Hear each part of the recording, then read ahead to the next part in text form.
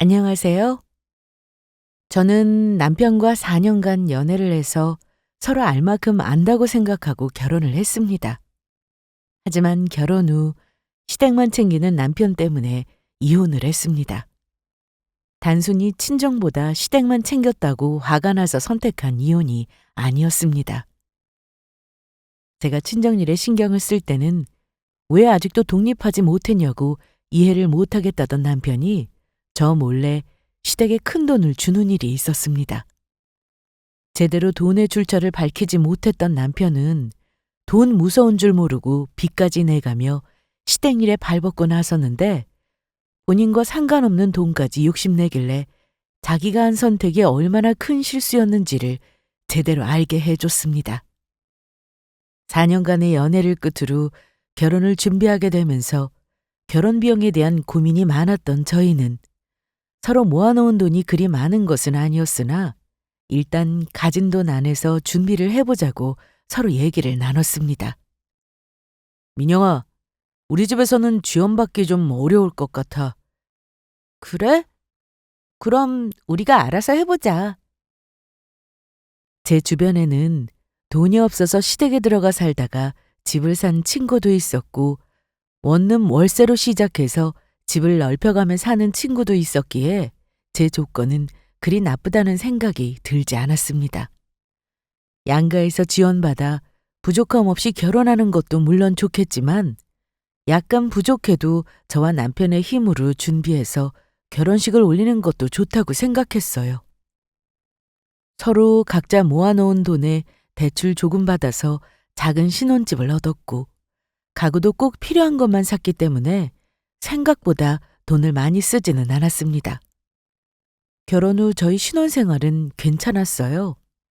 매일 데이트하다 헤어지는 게 싫어 이제 그만 같이 살자던 남편은 결혼 후에도 여전히 잘해주었습니다. 한 가지 마음에 들지 않았던 건 신우가 툭 하면 집에 찾아왔다는 점이었는데 이해가 안 되는 건 아니었어요. 시댁은 오래된 빌라였는데 40년 가까이 되었다고 하더라고요. 그래서인지 결혼 전 인사를 갔을 때도 오래됐다는 느낌을 바로 받았습니다. 사실 구축이라고 해도 내부 리모델링을 싹 하면 새집처럼 지낼 수 있는데 시댁은 처음 지어진 그대로 생활하고 계셨습니다. 무엇보다 화장실이 많이 낡았는데 그냥 오래되게만 한 것이 아니라 곰팡이도 많았고 찬바람도 들어와서 불편해 보였어요. 결혼한 지 딱 한 달 되었을 때 신우가 연락도 없이 집에 찾아온 적이 있었는데요.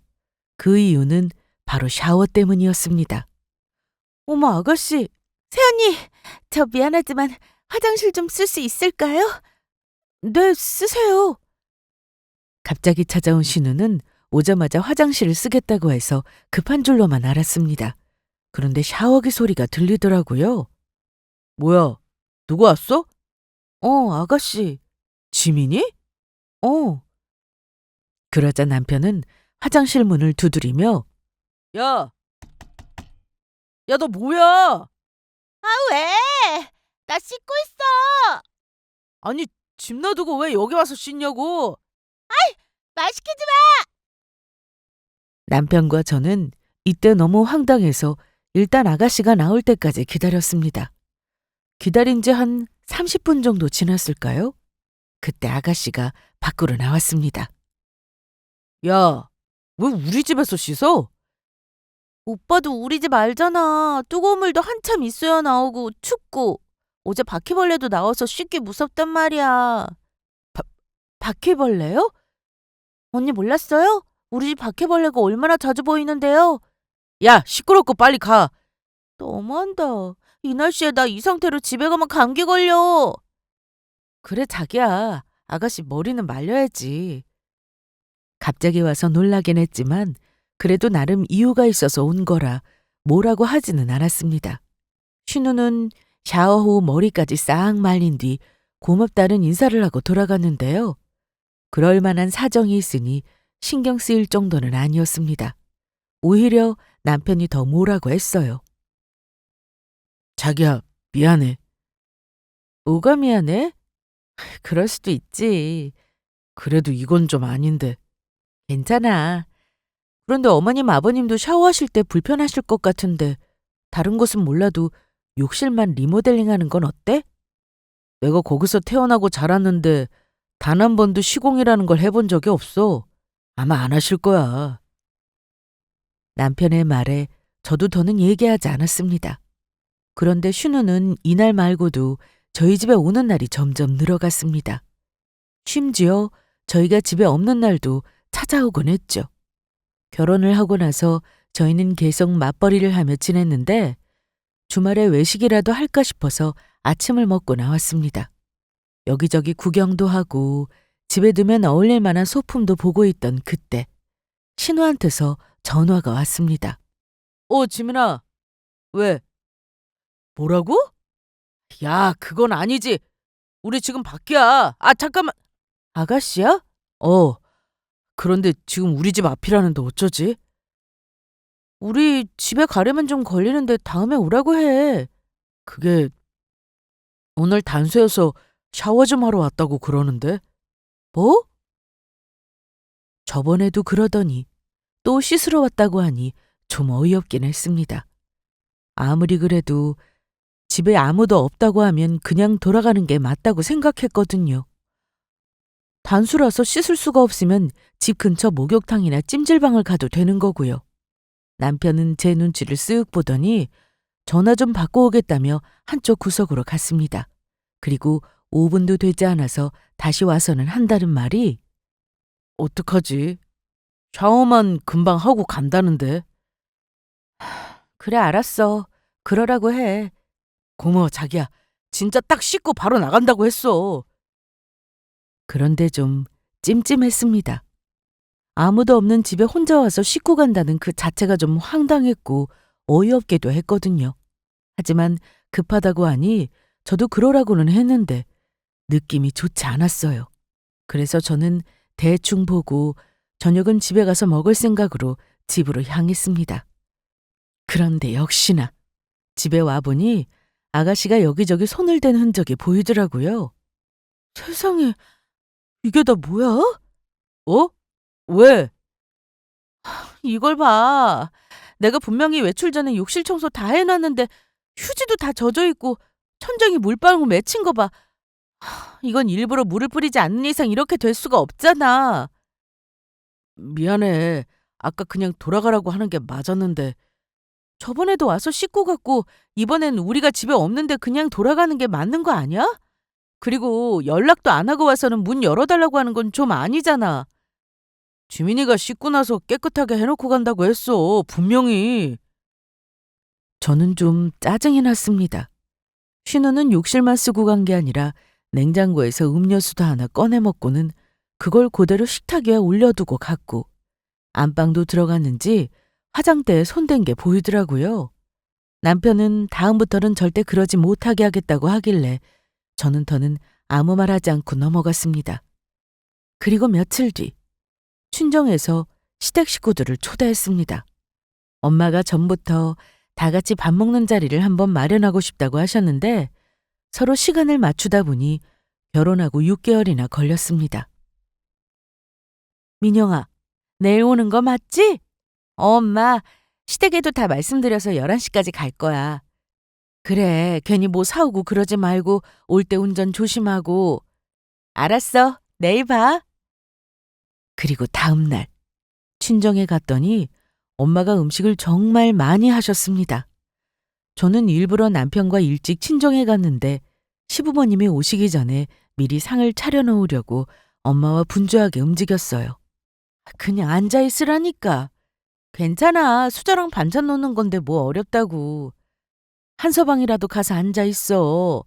저도 같이 할게요. 장모님 음식 하시느라 고생하셨는데 이게 뭐 어렵다고 그러나. 암튼 고마워. 그리고 11시가 되자 시부모님과 신우가 도착했습니다. 친정도 시댁처럼 집이 오래됐는데 그래도 살면서 여기저기 고치며 살고 제가 결혼하고 나서 리모델링도 싹 해서 내부는 깔끔했습니다. 그냥 오시라고 말씀드렸는데 그래도 빈손은 아니죠. 아, 그런데 집이 엄청 깔끔하네요. 아닙니다. 급하게 치우느라 정리 안 된 부분도 있어요. 밖에서 봤을 땐 오래되어 보여서 저희 집하고 비슷할 줄 알았는데 전혀 아니네요. 저희도 많이 고치면서 살았어요. 그런데 신우가 나이가 어려 그런지 할 말 못할 말 구분 못하고 막 말하기 시작하는데 남편의 표정이 좀 안 좋아 보였습니다. 그럼 여기도 바퀴벌레 나와요? 원래 주택에는 벌레가 많잖아요. 저희 집은 벌레가 잘 없어요. 전문 업체에서 소독 몇 번 했더니 벌레는 잘 안 보이네요. 그래요? 저희 집은 툭하면 벌레가 나오거든요. 아이, 사람 사는 집이 다 그렇죠, 뭐. 안 그래요? 그럼요. 벌레 없는 집이 어디 있겠어요. 한참 얘기를 나누다 다 같이 식사를 하는데 다들 엄마가 만든 음식이 맛있다고 했습니다. 솔직히 엄마 음식 솜씨는 정말 알아줬는데요. 동네 아줌마들이 같이 반찬 가게를 하자고 할 정도였으니 말 다 했죠. 그런데 신우가 갑자기 집 구경 하고 싶다면서 여기저기 혼자 돌아다녔습니다. 남편은 그게 좀 실례라고 생각했는지 신우에게 앉아 있으라고 했지만 너무 무안을 주는 것 같아 제가 눈치껏 신우를 챙겼습니다. 언니, 저기 계단으로 올라가면 뭐 있어요? 같이 올라가 볼래요? 좋아요. 저 이런 집에서 사는 게 로망이었거든요. 계단 있는 집이요.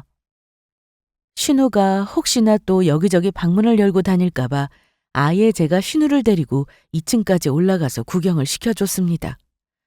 뭐 집이 엄청 큰 건 아니라서 구경이랄 것도 없지만 2층으로 올라가면 테라스로 연결되어 있어서 거기까지만 딱 보여주고 내려왔어요. 와, 대박. 오빠 2층 가봤어? 테라스 있어. 봤어.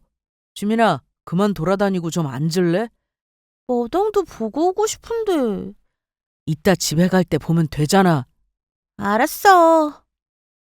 아버님과 친정아빠는 술도 한 잔씩 하시고 엄마와 어머님은 이런저런 얘기를 하셨는데 여기까지는 분위기가 좋았습니다. 문제는 신우였는데 도무지 가만히 있지를 않더라고요. 남편이 눈치를 줘도 신경 쓰지 않고 여기저기 둘러보러 다녔습니다. 그래도 무슨 사고를 친 건 아니어서 식사를 다 마치고 기분 좋게 친정을 나왔는데 차에 타기 전에 남편이 신우에게 짜증을 냈습니다. 야, 한지민! 깜짝이야. 아, 왜 소리 질러? 아까 꼭 그래야 했냐? 아니, 기분 좋게 밥 먹고 나와서 왜 그래? 쪽팔리게 조용히 먹지 그게 뭐냐고! 아, 됐어. 그만해. 그래, 자기야, 그만해. 이날 남편은 아가씨에게 크게 화를 내고 집에 돌아왔습니다. 하지만 아무리 생각해도 아가씨에게 화가 난 것 같지 않았습니다. 시댁과 친정이 서로 비교되는 그 상황 자체가 싫었던 것 같았죠. 집에 돌아온 남편은 여전히 화가 풀리지 않았는지 혼자 냉장고에서 맥주 한 캔을 꺼내 마셨는데 자기 술도 잘 못 마시면서 그냥 둬. 이럴 때 마시는 거지 뭐. 그게 그렇게 화가 나? 쪽팔려. 장모님 장인어른이 보시기에 어땠겠냐고. 엄마 아빠 그런 걸로 뭐라 안 하셔. 알면서 그래. 사람은 다 똑같은 거라고. 없이 사는 거 티내면 무시하게 되어 있어. 무슨 말이 그래. 그동안 우리 부모님 겪어보고도 그래? 아, 몰라, 짜증나. 더 말을 해봤자 싸울 것 같아 저는 그냥 두었고 주말을 그렇게 보내야 했습니다. 여보세요? 민영아, 오늘 퇴근하고 바로 우리 집으로 와. 우리 집? 아, 부모님 댁으로 오라고. 왜? 무슨 일 있어? 엄마가 같이 저녁 먹자고 하시네? 그런데 나 퇴근하고 가면 9시 정도 될 텐데. 그렇게 늦어? 그럼 알았어. 먼저 집에 가 있어. 나는 저녁 먹고 들어갈게. 그래, 알았어. 평소에는 시댁에 가자고 해도 잘 안 가던 남편이었는데 언젠가부터 시댁에 가는 날이 많아졌습니다. 그리고 저한테 서운하다는 말도 자주 했죠. 내일 주말인데 부모님 모시고 바람 쐬러 갈까? 자기야, 나 이번 주 내내 야근해서 주말에는 좀 쉬고 싶은데. 좀 서운하네. 뭐가? 너 바쁘다고 그래서 나 혼자 부모님하고 같이 밥 먹고 그랬는데 자기도 며느리로서 같이 좀 참여하고 그래야 하는 거 아니야? 내가 싫어서 그런 게 아니고 일 때문에 어쩔 수 없었잖아. 그러니까 주말에 어디 좀 가자는 거지. 따로 계획도 없고 집에만 있을 거면 나갔다 오자. 남편은 그렇게 제 앞에서 서운함을 비추었고 주말 중 하루만 시간을 내는 게 어렵냐고 투덜거리길래 알겠다고 하고 나섰습니다. 남편이 어디 가고 싶은 곳이 있나 보다 하고 따라 나섰는데 목적지는 시댁이었습니다. 처음에는 시부모님하고 같이 차를 타고 가려나 했는데 그게 아니라 시댁에서 먹고 쉬자는 거였어요. 자기야, 다른 곳 가는 거 아니었어? 그럴까 했는데 나가면 돈 쓰고 고생이니까 부모님 댁에서 쉬자. 그런데 표정이 왜 그래? 우리 집 불편해? 아니, 그게 아니라 어디 나간다고 해서 그런 줄 알았는데 너 설마 우리 집 오래됐다고 싫어서 그래? 그 말이 아니잖아. 저는 시댁까지 와서 싸우기 싫어 남편에게 그냥 알겠다고 하고는 시댁으로 들어갔습니다. 예상대로 남편은 편하게 누워서 낮잠도 자고 TV도 보면서 쉬었지만 저는 어머님과 함께 밥 차리고 과일 깎고 제대로 앉아있기 어려웠습니다. 저도 친정에 가면 맘 편히 쉬다 오니 남편이 이해되지 않는 건 아니었어요. 하지만 정도가 심했습니다. 시댁에 가면 친정에도 갈 수 있는 건데 남편은 친정과 점점 거리를 두려고 하는 게 느껴졌죠. 거기다 친정에 뭔가를 해주려고 하면 아까워하거나 왜 해줘야 하냐면서 화를 내기도 했습니다. 뭐? 아니 1,000만 원이 적은 돈도 아니고 안 된다고 해. 엄마가 그냥 달라고 하는 것도 아니고 일주일만 쓰고 주겠다 하셨어.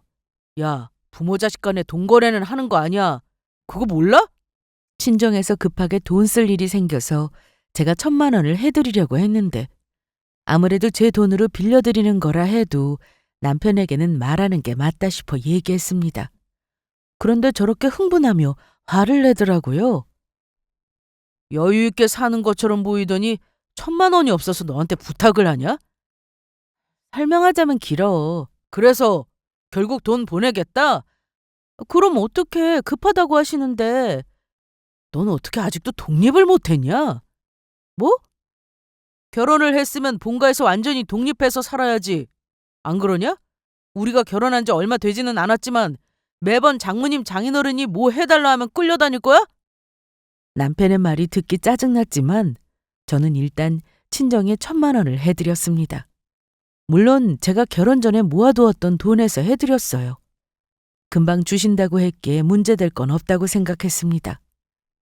이런 일이 있고 난 후 남편은 친정에 같이 가려고 하지 않았습니다. 시댁에 갈 때는 어떻게든 저를 데리고 가려고 하던 사람이 친정엔 안 가려고 했죠. 그래서 저 혼자 다녀오면 왜 이렇게 늦게 왔냐, 빈손으로 왔냐 하면서 시비를 걸듯이 말할 때가 많았습니다. 넌 지금 몇 시냐? 지금 9시 반인데?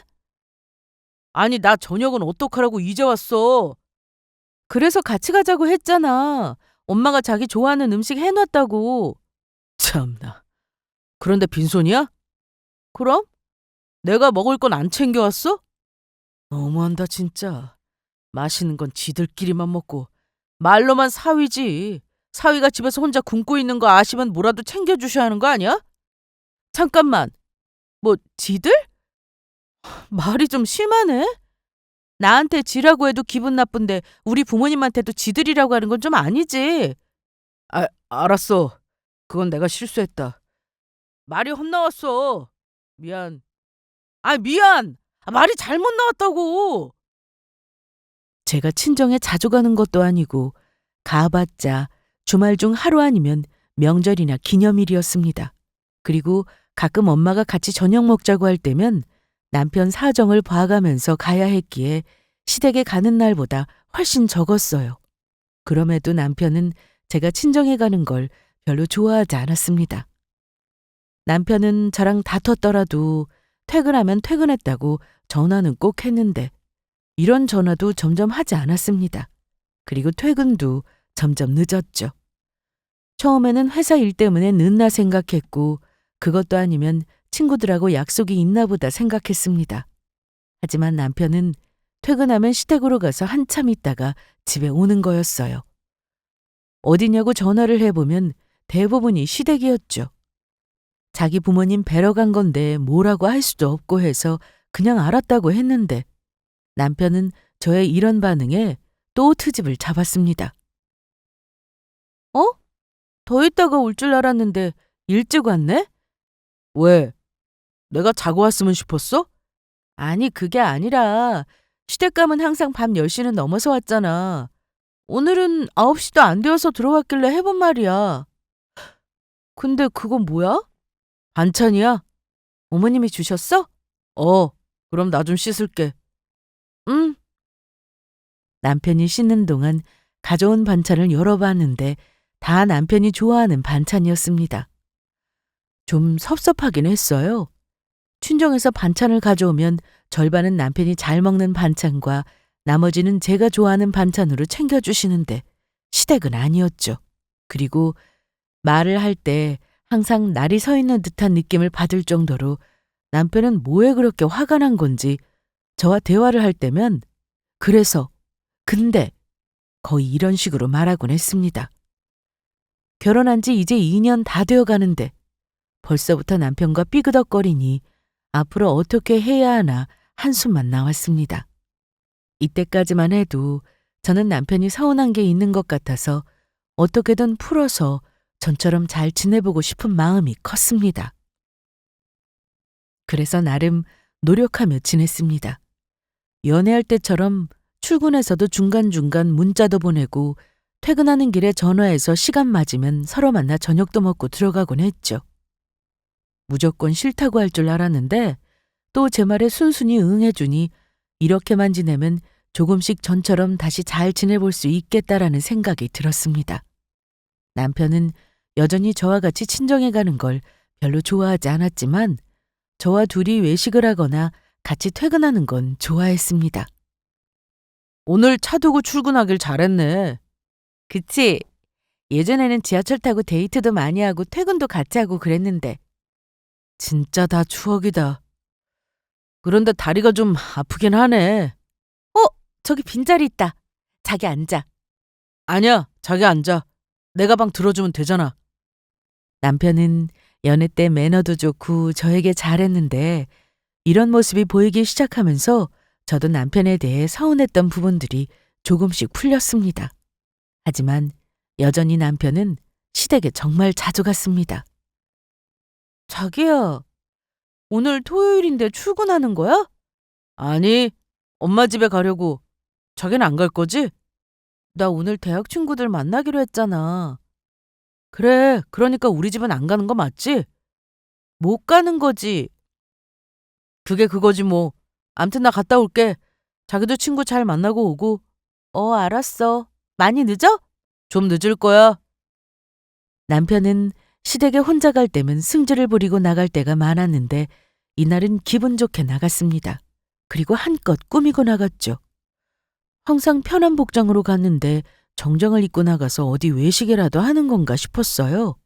그런데 그게 이유가 있었습니다. 저만 빼고 가족 사진을 찍었더라고요.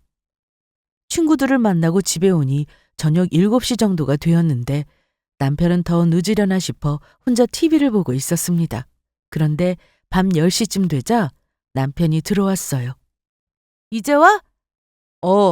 자기 잘 다녀왔어? 나 아까 7시에 왔어. 더 놀고 오지 그랬어? 피곤하기도 하고 그래서 일찍 왔지 뭐. 그런데 어디 외식이라도 하고 온 거야? 아니, 집에서 밥 먹고 왔는데. 그런데 정장은 왜 입고 갔어? 아, 사진 때문에. 사진? 오늘 가족 사진 찍었어. 가족 사진을 나 빼고 찍었다고? 우리 가족만 찍었는데 왜? 처가에도 나 없는 가족 사진 걸려있잖아. 아니, 그건 내가 자기랑 만나기도 전에 찍은 사진이니까 당연히 자기가 없지. 그건 모르겠고. 저번에 우리 엄마가 처가 가서 밥 먹고 가족 사진 걸린 거 보더니 우리도 찍자고 하길래 오늘 찍은 거야. 아, 피곤해. 나 좀 씻을게. 이제 결혼도 했으니 독립해야 한다 어쩐다 하더니 저는 여전히 시댁에서 남이었나 봅니다.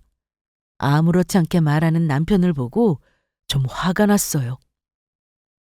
보통은 며느리까지 다 찍는 게 맞지 않나요?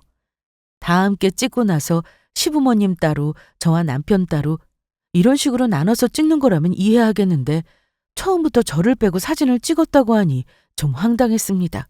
그런데 정확히 한 달 뒤 더 황당하고 기가 막힌 일이 생겼습니다. 남편이 갑자기 시댁 이사 얘기를 꺼냈어요. 이사 예정도 아니고 이미 이사를 마쳤다고 하더라고요. 집들이? 아니, 언제 이사를 가셨어? 일주일 됐어. 엄마랑 자주 통화 좀 해라. 어쩜 그렇게 모르냐? 나 어머님하고 어제도 통화했어. 그런데 이사 얘기는 전혀 안 하셨고. 그래? 엄마는 왜 얘기를 안 했지? 암튼 내일 집들이 하기로 했으니까 그렇게 알아. 갑자기 이사를 하셨다고 해서 놀랐는데 시댁 형편을 제가 모르던 게 아니어서 어디로 이사를 가셨나 싶었어요. 그런데 다음날 퇴근 후 이사한 시댁으로 찾아갔더니 아파트였습니다. 빌라에서 아파트로 가려면 아무래도 돈이 더 필요했을 거라고 생각이 들었는데 대출이라도 받은 건가 생각이 들었죠. 아파트 입구에서 남편을 만나 같이 들어가는데 신축은 아니었지만 집이 좋아 보였습니다. 현관문을 열고 안으로 들어갔는데 정면에 그 가족 사진이 떡하니 걸려 있었습니다. 저만 없는 가족 사진이요. 서운함을 넘어서 참 어이가 없었는데 좋은 날이니 기분 좋게 있다가 가자고 생각했습니다. 어서 와. 찾아오느라 힘들지는 않았고? 네, 전보다 더 가까워졌네요. 그런데 왜 진작 말씀 안 하셨어요? 어? 뭘 얘기해? 이사 가시는 거요. 집은 언제 알아보고 계셨어요? 네가 하도 바빠서 그냥 얘기 안 했지 뭐. 암튼 앉아. 어머님은 전보다 더 나은 집으로 이사를 하셔서인지 기분이 좋아 보이셨습니다.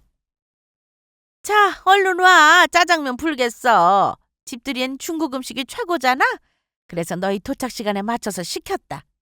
아, 맛있겠다. 야, 오늘 엄마 돈 좀 썼네. 유산 쓰라고 팔보채도 있고. 이런 날은 이렇게 푸짐하게 먹는 거지. 안 그래, 민영아? 아, 네. 잘 먹겠습니다. 그래, 천천히 먹어. 그렇게 식사를 하고 있는데 신우는 여전히 말이 많았습니다. 우리 오빠가 이제야 장남 노릇 제대로 했네. 그럼 괜히 장남이겠어? 힘들 때 이렇게 큰 힘이 되고 그러는 거지. 나도 우리 아들한테 너무 고맙다. 그런데 우리한테 그렇게 큰 돈을 해줘도 되는 거야? 아이, 그럼요. 제가 그 정도도 못해요.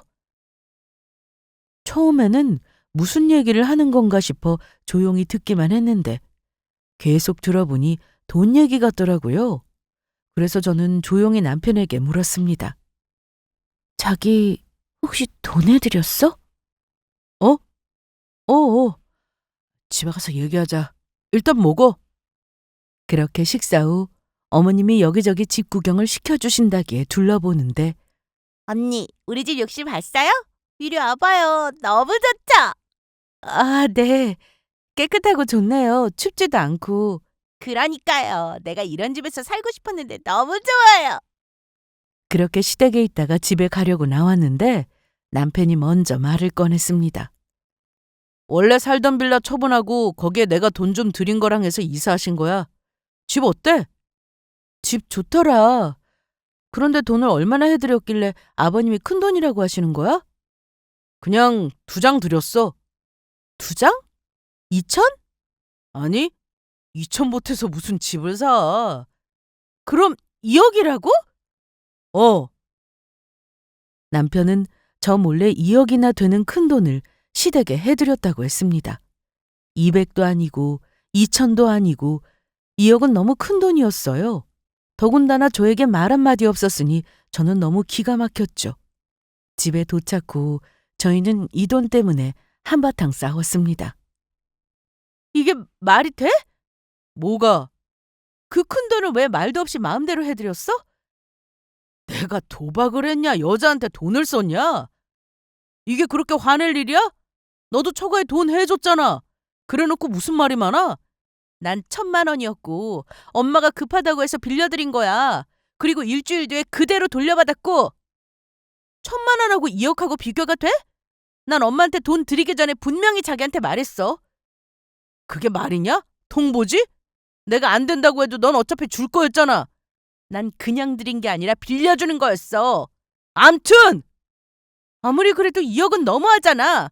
너무하긴 뭐가 너무해. 자식이 돼서 부모한테 그 정도도 못해? 그래, 해드릴 수 있지. 그런데 왜 나하고 한마디 상의도 안 했는데? 야, 너네 부모야? 우리 엄마 아빠야. 그리고 우리 결혼할 때 엄마가 전에 살던 그 빌라 담보로 8천 대출받아서 해줬으니까 그 정도는 해야 맞는 거지. 뭐? 그럼 우리 신혼집 얻는데 자기가 보탰던 8천만 원이 모은 게 아니라 시댁에서 대출받아 주신 돈이었어? 아니 그게 뭐 어때서? 어쨌든 보탰잖아. 기가 막혔습니다. 저한테는 일하면서 모은 돈이라고 했고 그래서 저도 그동안 모은 1억을 보태서 결혼 준비를 했던 거였습니다. 그런데 남편이 그 돈이 어디서 난 건지 말을 하지 못했습니다. 어디서 났어? 뭐가? 2억이나 되는 돈이 어디서 났냐고. 몰라도 돼. 네가 언제 우리 집에 관심이나 있었냐? 그게 무슨 말이야? 관심이고 뭐고 간에 돈 어디서 났냐고. 당신한테 2억이라는 돈이 있었어? 남편은 제가 계속 돈의 출처를 묻자 고개를 돌리며 몰라도 된다고만 했고 저는 계속해서 물었습니다. 그랬더니 빌렸어. 대출? 어디서? 은행에서? 아니 친구한테. 뭐? 2억이나 되는 돈을 친구한테 빌려? 누구? 친구 이름 말해봐. 야, 네가 내 친구 다 알아? 말해보라고! 경민이. 경민? 잠깐만, 당신 미쳤어? 경민 씨 대부업하는 친구잖아. 그러니까 돈 빌린 거라고. 그냥 빌려줬어? 야, 아무리 친구라도 거래는 확실하게 해야지. 남편은 대부업을 하는 친구로부터 돈을 빌렸는데 그냥 빌린 게 아니라 계약서를 썼다고 했습니다. 그래서 가져와 보라고 해서 봤는데 이자율이 높아도 너무 높았습니다. 이거 뭐야? 이자가 이게 대체 뭐냐고. 그거 신경 쓰지 마. 경민이가 계약서는 형식적이니까 신경 쓰지 말라고 했어. 어차피 한 달 내로 갚을 거니까 이자는 안 내도 된다고 했고. 한 달 내로 2억을 무슨 수로 갚는다는 건데? 자기 그 돈 있잖아. 무슨 돈? 남편은 어이없게도 제 통장에 있던 돈을 얘기했습니다. 저희는 결혼 전 서로 통장을 투명하게 오픈하기로 약속했기에 결혼하고 공인인증서를 공유했습니다. 서로 비밀번호를 안다고 해서 매일 들여다보고 하는 건 아니었고 저희 둘 중 누구 하나 싫다고 하면 안 할 생각이었지만 둘 다 이견 없이 공유하자고 해서 서로 인증서를 공유하고 있었어요. 그런데 제 통장에 있던 돈을 말하면서 그 돈으로 갚자는 말을 하더라고요. 말이 되는 소리를 해. 왜 말이 안 되는데? 우리는 부부니까 당연히 빚도 같이 갚는 게 맞는 거 아니야? 나 몰래 빚 내놓고 갚는 건 같이 하자고? 당신 저번에 나한테 뭐라고 했는지 기억나? 무슨 말? 내가 엄마한테 1,000만 원 드려야 한다고 했을 때 왜 아직도 독립을 못했냐고 하면서 친정일에 신경 끄라고 하지 않았나? 그랬던 사람이 나 몰래 2억이나 되는 돈을 빌려준 것도 아니고 그냥 드려? 나하고 상의하는 게 먼저잖아. 아, 몰라! 어차피 이렇게 된 거 기분 좋게 드리자, 어? 나도 같이 한 것처럼 얘기하는데 난 모르는 일이야. 남편이 시부모님 생각해서 돈 해드리는 건 이해합니다. 그런데 은행도 아니고 대부업에서 빌린 돈으로 저러는 건 아니죠. 더군다나 저는 전혀 모르는 일이었는데 같이 빚을 갚자고 하니 너무 황당했습니다. 이날 저는 남편과 크게 싸웠고 다른 문제도 아니고 상의 없이 돈으로 사고 쳐놓고 사과 한마디 없이 오히려 큰 소리치는 남편과는 더는 같이 살고 싶은 생각이 들지 않았습니다. 그래서 다음날 남편에게 이혼하자고 했습니다. 야, 네가 이혼하자고 하면 내가 뭐 빌기라도 할 줄 알았냐? 그래, 해! 하자고! 당장 도장 찍어. 찍기 전에 우리 재산 분할에 대해서 얘기부터 하자. 뭐? 뭔 재산 분할? 헤어지는 마당에 깔끔하게 나눌 건 나눠야지. 우리 산지 고작 2년이야. 나눌 게 어디 있어? 없긴 왜 없냐? 큰 소리 치던 남편은 거실에 있던 컴퓨터를 켜고는 인터넷 뱅킹에 들어갔는데 갑자기 소리를 쳤습니다. 야, 이거 뭐야? 왜 통장에 돈이 하나도 없어? 여기 있던 그 돈 다 어디 갔냐? 남편은 통장을 보고는 경악했는데 무슨 돈을 말하는 거야?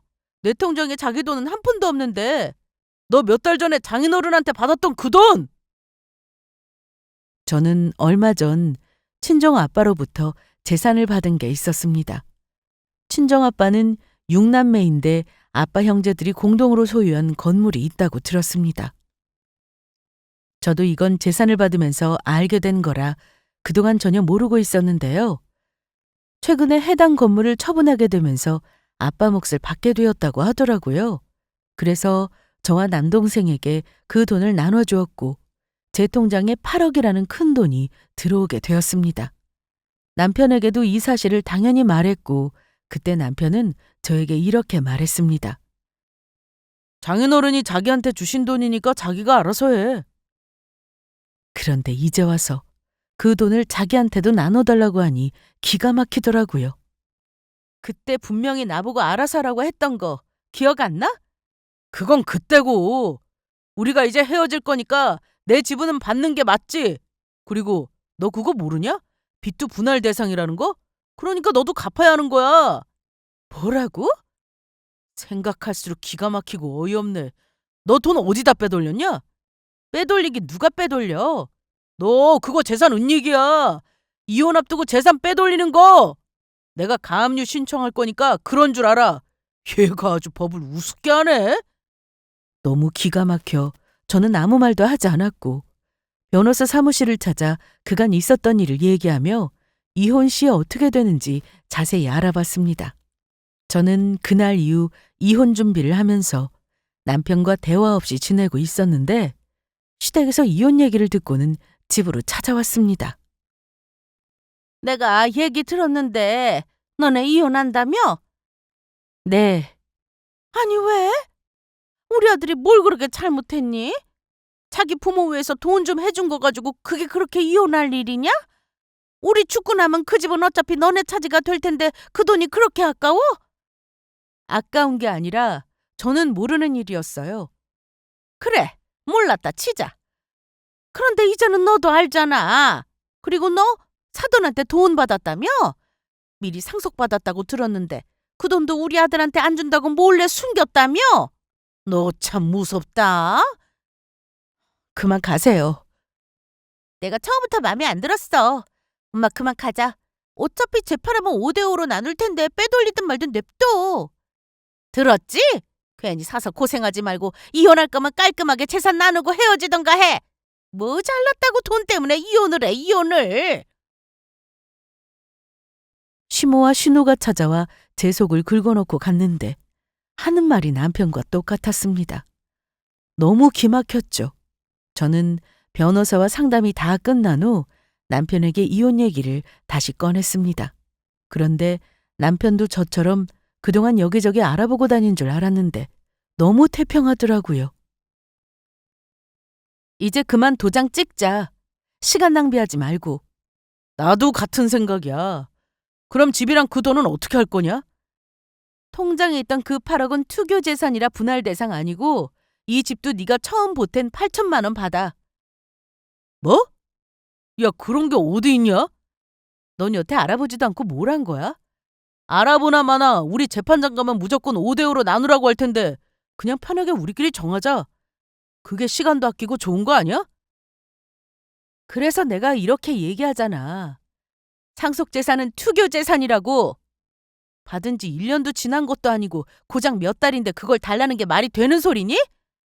신혼집도 네가 8천에 내가 1억 보탰고 나머지는 대출 받았지. 대출금도 같이 갚아나가기로 했는데 네가 제때 돈 준 적 있냐? 1억을 꼬박 내가 갚았고 나머지는 친정에서 해주셨어. 그게 뭐? 내가 해달라고 했어? 내 말은 우리가 결혼하고 나서 우리 가정을 위해 네가 한 게 뭐 있냐는 말이야. 기여도가 얼마나 되느냐고. 그러자 남편은 그동안 자기가 결혼하고 했던 일에 대해서 얘기하는데 그건 기여도가 아니었습니다. 남편은 저와 살면서 생활비 통장으로 각자 생활비를 보태고 그 돈으로 생활하기로 한 약속도 제대로 지키지 않았습니다. 신혼집 대출금도 초기에 제가 거의 내다시피 했고요. 무엇보다 남편이 진 빚은 제가 전혀 모르는 부분이기에 제가 같이 갚을 의무도 없었습니다. 하지만 남편은 막무가내로 우기기만 했어요. 지금 당장 나가서 아무 변호사 사무실에 들어가서 물어봐. 누구 말이 맞는지. 뭐? 야, 돈 주기 싫으면 싫다고 해, 그냥. 주기 싫어. 줄 이유도 없고.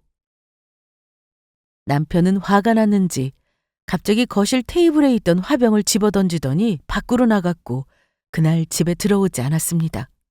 그런데 그 다음 날도 남편은 집에 오지 않았고 대체 뭐 하는 건가 싶어서 전화를 해봐도 받지 않았습니다. 혹시나 시댁에 갔나 싶어 어머님께 전화를 걸었는데 그래. 우리 아들 지금 여기 있다. 좀 바꿔주세요. 네 전화는 안 받는다고 하는데 어쩌냐? 그래요? 네, 알겠습니다. 저는 전화를 끊자마자 시댁으로 갔습니다. 갔더니 남편은 거실 바닥에 누워서 귤을 까먹으며 TV를 보고 있었습니다. 지금 뭐 하는 거야? 왔어. 나 지금 TV 보고 있어. 그런데 왜 왔어? 우리 하던 얘기는 마무리 지어야지. 무슨 얘기? 이혼. 생각해봤는데 난 안 할래. 뭐라고? 이혼 안 하고 싶다고. 민영아, 우리 아들이 저렇게 나오는데 너도 너무 그러지 말고 못 이긴 척 받아줘라. 어머님, 이게 지금 그럴 일이에요? 부부싸움은 칼로 몰배기 아니냐. 그리고 다른 데 돈 쓴 것도 아니고 부모한테 해준 건데 그걸 가지고 이렇게까지 해야겠어? 저 몰래 그 큰 돈을 대부업에서 빌린 사람이에요. 제가 앞으로 어떻게 믿고 살아요? 살다가 또 저 몰래 더 큰 돈 빌려서 빚지면요. 아유, 안 그러겠지. 그치, 석호야? 너 안 그럴 거지? 네, 엄마. 제가 왜 그러겠어요? 말이 통하지 않았습니다.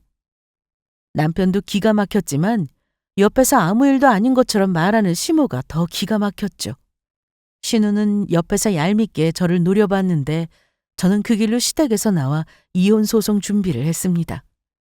상담받았던 변호사를 통해 바로 소송에 들어갔고 남편은 제가 정말 이혼 소송까지 할 줄은 몰랐는지 그 어떤 대응도 하지 못했습니다.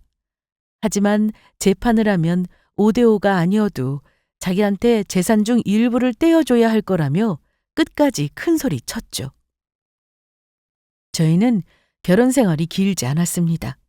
2년뿐이었고 서로 공동으로 형성한 재산도 없었죠. 굳이 누가 더 돈을 많이 썼냐 따지자면 그건 바로 저였습니다. 그러니 이혼 소송은 저에게 유리할 수밖에 없었습니다.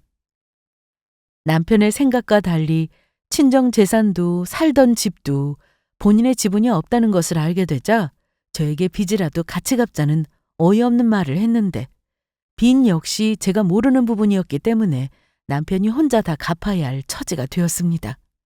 시모는 끝까지 저에게 전화해서 온갖 욕을 하고 못된 며느리라고 했는데요. 너 이제라도 내 아들한테 사과하면은 내가 모른 척 하마. 네? 우리 아들 저렇게 빚쟁이 만들어 놓으니 좋냐? 응? 그러길래 돈 무서운 줄 모르고 막 빌렸으면 안 되는 거죠. 끝까지 너 잘났다 이거냐? 이제 남인데 앞으로 전화하지 마세요. 우리가 왜 남이야? 난 너를 친딸처럼 생각했어. 그러세요? 그런데 어머님 집에 걸려있는 가족 사진에는 왜 제가 없는 거죠? 친딸처럼 생각하셨다면서요?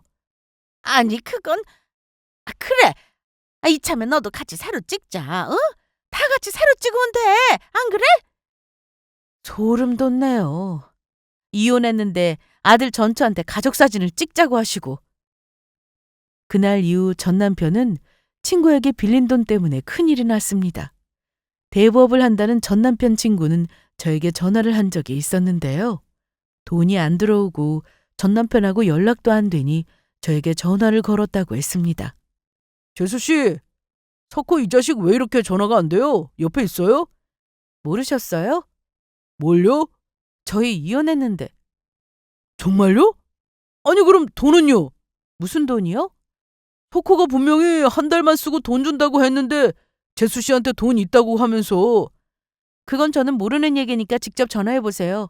앞으로 저한테 전화하지 마시고요. 결국 이 사달이 날 줄 알았습니다. 은행에서도 2억 대출은 큰 돈인데 대부업에서 2억은 이자도 감당이 되기 힘든 게 당연했으니까요. 전 남편은 저와 이혼 후 한 달 동안 아무 연락이 없었습니다. 물론 제가 번호를 차단해서 그동안 전화를 했는지는 모르는 일이지만 이대로 끝이길 바랐어요. 하지만 저를 몇 번이나 찾아와 귀찮게 했습니다. 전 남편은 제가 퇴근할 시간에 맞춰 회사 근처에서 기다리고 있었고 저는 어쩔 수 없이 마주쳐야 했습니다. 이제 퇴근해? 왜 왔어? 잘 사냐? 너랑 할 얘기 없어. 민영아. 야, 강민영. 왜? 나 돈 좀 빌려줘. 뭐라고? 남편은 갑자기 찾아와서는 돈을 빌려달라고 했습니다. 당장 이자랑 원금을 내야 하는데 돈이 좀 부족하다면서 300만 원만 달라고 했죠. 너한테 줄 돈 없어. 누가 그냥 달래? 빌려달라고. 내가 왜?